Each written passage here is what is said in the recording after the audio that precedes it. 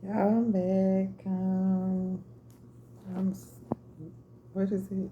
I'm not a TV ready type of person. I just be doing these videos and I probably be looking how I look, but get the message. I just done a short where I was talking about a 3 day fast. I was um, watching Unfiltered Ministry videos and it was talking about its different ones. And one particular is the 3 day fast video, and it really had me because I just came off a 3 day fast. At the beginning of the first of the month, I like to do a fast for the oncoming expectations of the next month. And I've been doing this since about the first of the year, I would say. Yep, since January when I moved into my apartment. So that was last January. It made a year. So I've been doing this fast for a year. January of last year. And I've been going strong. Everything has been meeting, everything in my life so far has been meeting my expectations. I would say I've been blessed thus far. You can say, right? So I don't know. I just joined a 3 day fast. Give God 3 days because of the Unfiltered Ministry video that I watched. And so I'm like, let me join this expeditiously, very, very quickly. Because God said, go and tell them why. Why did you get in the 3 day fast? Give God 3 days. Because, baby, if God not calling me, He is trying to get my attention for something. It's something that He want me to fast for. And I can name some things. I can name some things that He would want me to fast for. My job has been great. I took on the graveyard shift of my job since moving to Houston in 2018 when my sons were little, because I was like, I can do this. They dad worked during the day. And I'm like, okay, that's how we can make it. He worked during the day and then we split up. So I still stayed with the graveyard shift because it's obviously been great. And I was like, God, I can do this. I can work at night and have my days free to take care of them and do the things I need to do. So that's what I've been doing. And it's been working for 6 years, 7 years, 7 years, going on 7 years since I've been back in Houston. And I don't know, y'all, but God is trying to deliver me from something.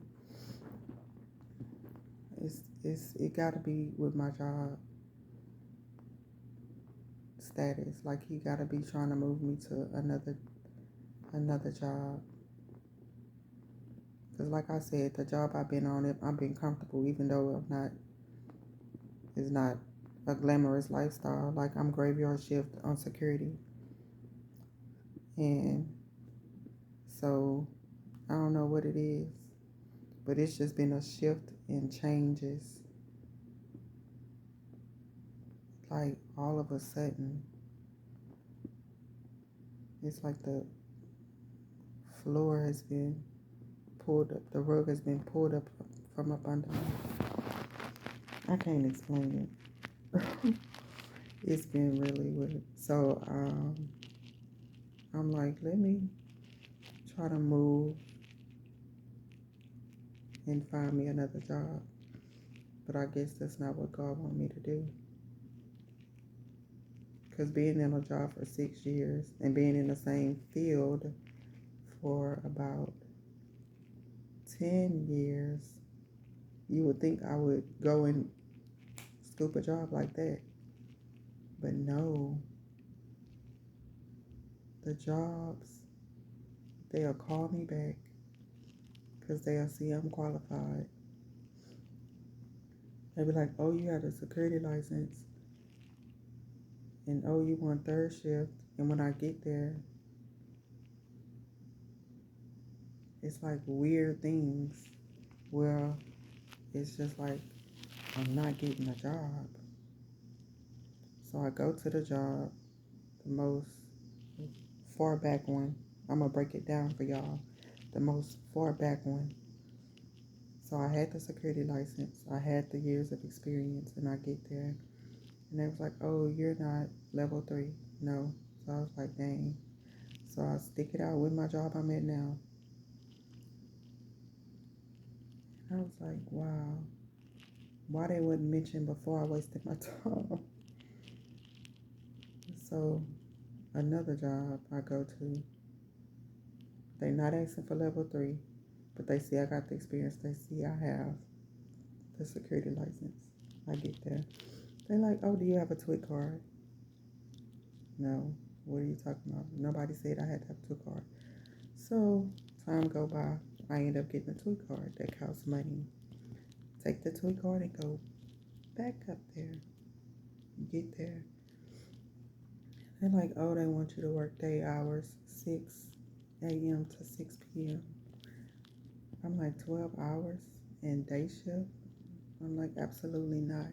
So that just broke my heart. But it ain't stopping me. I'm still pursuing, still trying to get myself a job. And I'm getting callbacks. One job woke me up out of my sleep, and I'm answering yes, yes, everything they asking, yes, yes. And it's something that they said. And I was like, oh no.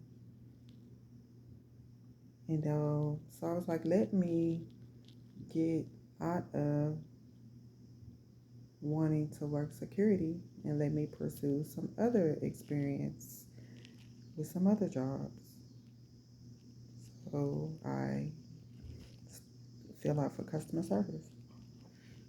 And okay, I'm getting callbacks for the state to do customer service.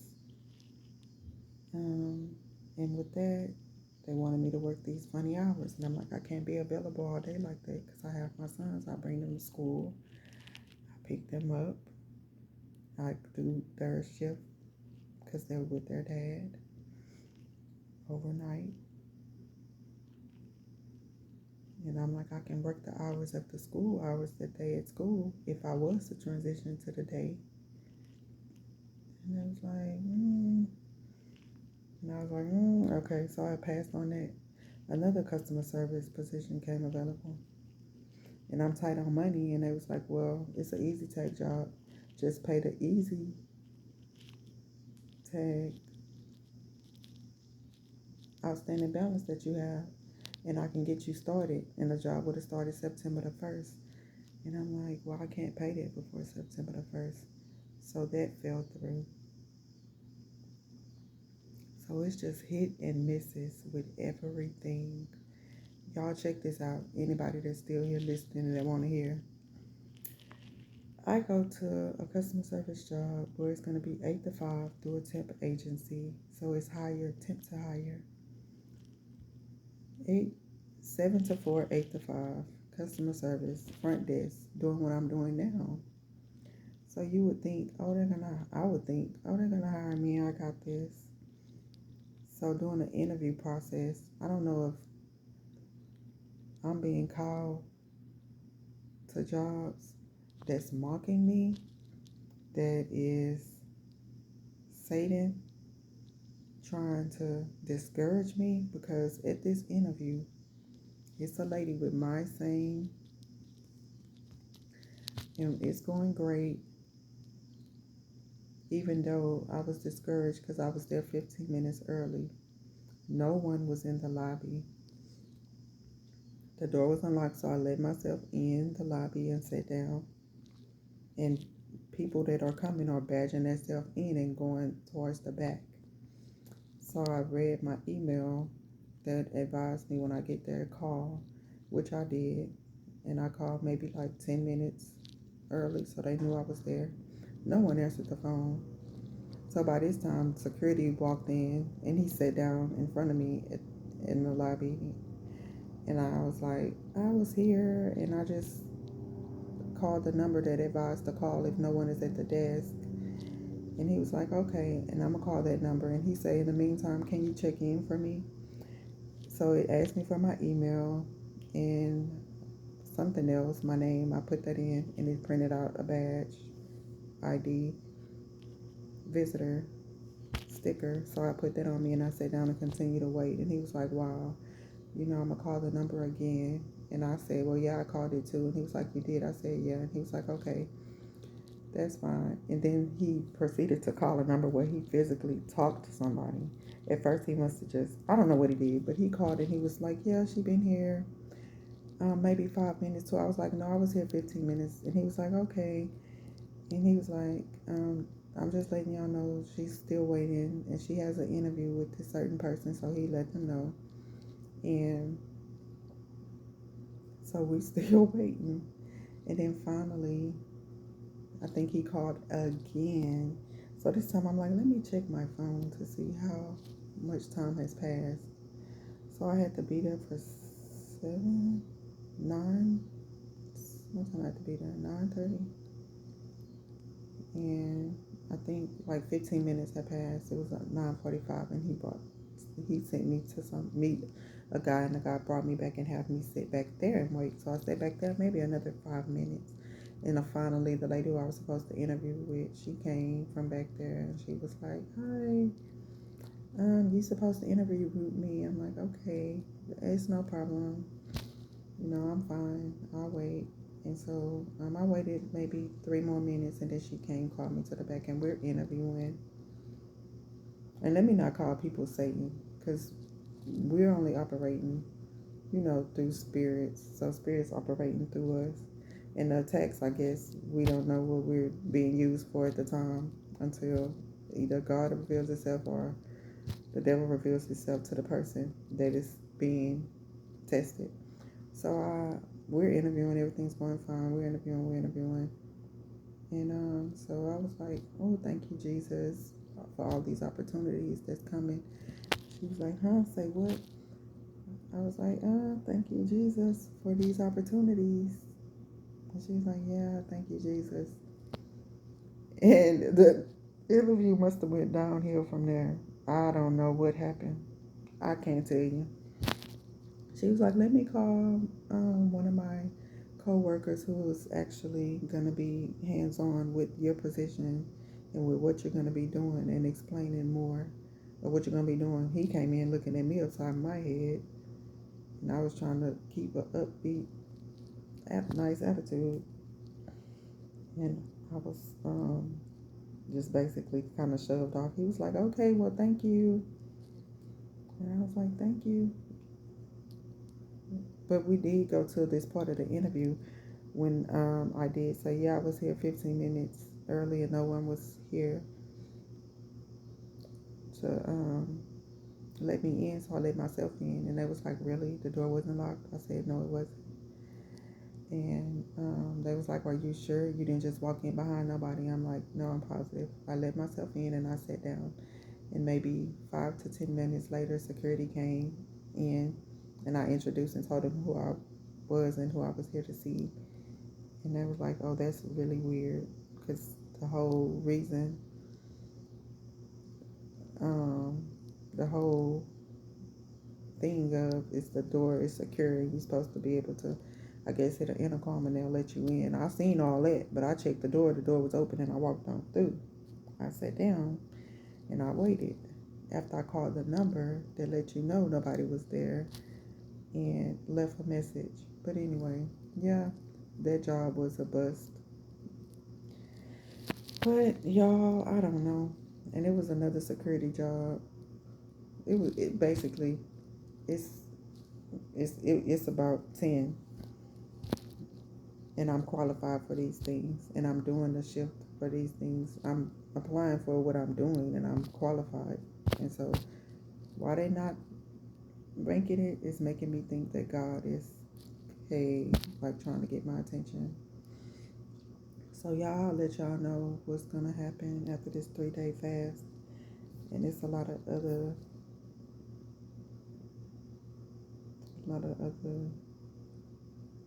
things in the making. So I just gotta be patient and I gotta see this thing through. But in the meantime, I'm reading my word, I'm praying, I'm talking to God, I'm waiting to hear from God, and I'm just letting Him lead me, y'all. Thank y'all for whoever might have chimed in just to see what my 3-day fast was about. Ready? Y'all have a blessed night.